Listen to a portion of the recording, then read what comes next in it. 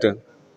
और जी करामतें क्या, सारी छोड़ो जी, जितनी आप ये देखें, ये एक छोटा सा बॉल बनाइए, ये आप तब मानेगा जब आपके सामने बनेगा। ये है, ये मोबाइल है, आप जितनी प्रोडक्ट इंटरनेशनल सतह की देख लें, वो तब मानेंगे जब आपके साथ सामने बनेगी। अरे दुनिया के निजाम के मानने में तो आपके कानून नहीं कोई मानता, रब के निजाम के सामने आप इतराज क्यों करते हो? वो जी करामत होगी तो मैं मानूंगा,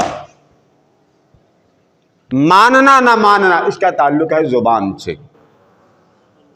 मानना ना मानना का ताल्लुक किससे है? मैं आपकी बात करता हूं। आप अपने माँ बाप की औलाद हैं ना जी, है ना? सबूत क्या आप अपने माँ बाप की औलाद हैं?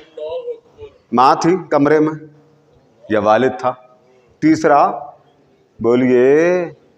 तो अब ये एतराज वहां भी माज़अल्लाह लगेगा। जुबान को अल्लाह पाक ने ईमान की एक बुनियाद करार दिया, सच्चाई, हक। आपके पास कोई मेडिकल सर्टिफिकेट भी नहीं बन सकता। दावा किसका है? एक मोमिन की जुबान का। ये पूरी माजी की आदम अलैहिस्सलाम से लेके आप तक एक हिस्ट्री बनी है।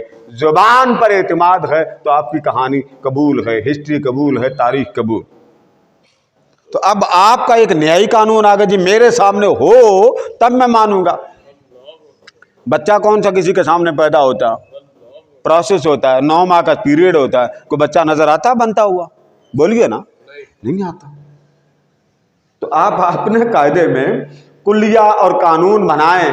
तो आपके सामने, आप आर्मी में जाएं, आर्मी में एक्सरसाइज कराते हैं कि नहीं कराते?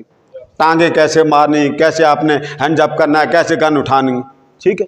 आप एतराज करके दिखा दें, मैं नहीं मानता जी कायदे, ये हैं ढकोसले, इसका कोई बुनियाद ही नहीं। रखेंगे आपको जी? बोलिए ना, आपके ही कानून है।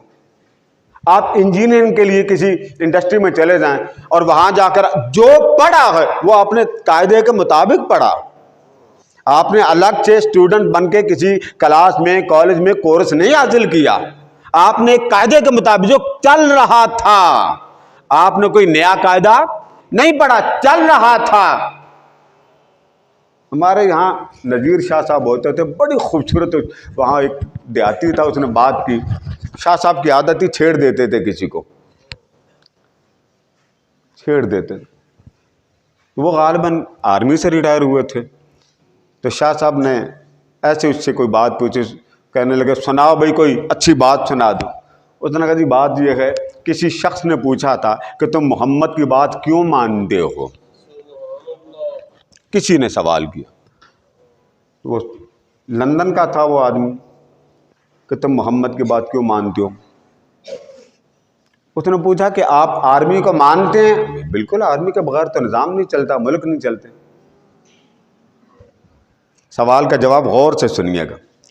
उसने कहा ये बताओ कि जब आर्मी का कमांडर होता है, जब वो अपनी फौज को हुक्म देता है, कमांडर क्या करता? हुक्म देता। मानते हैं या नहीं मानते? फौज क्या मैं नहीं मानती? बोलिए।